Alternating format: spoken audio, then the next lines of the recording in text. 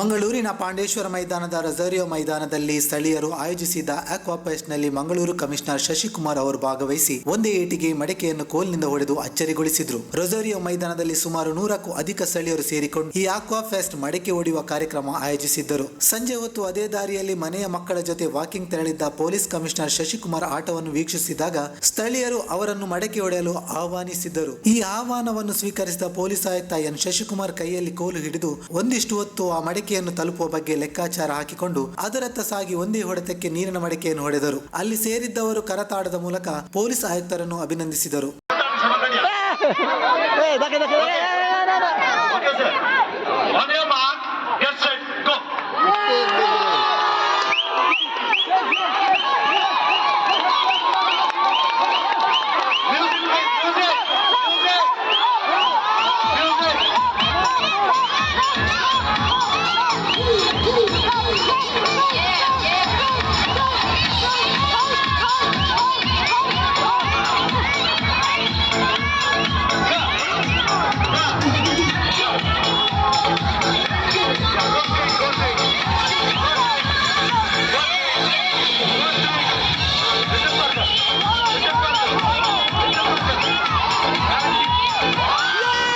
ತಕ್ಷಣ ಬೇಕಾಗಿದ್ದಾರೆ.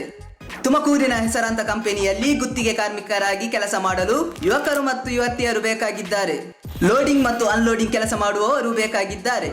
ವಿದ್ಯಾರ್ಥಿ SSLC, PUC, BSc pass file, ನೇರ ಸಂದರ್ಶನ ಇರುತ್ತದೆ. ESI ಮತ್ತು PF ಸೌಲಭ್ಯ ಇರುತ್ತದೆ. ಆಸಕ್ತರು ಕೂಡಲೇ ಸಂಪರ್ಕಿಸಿ. Naveen GL, phone number 9743103968.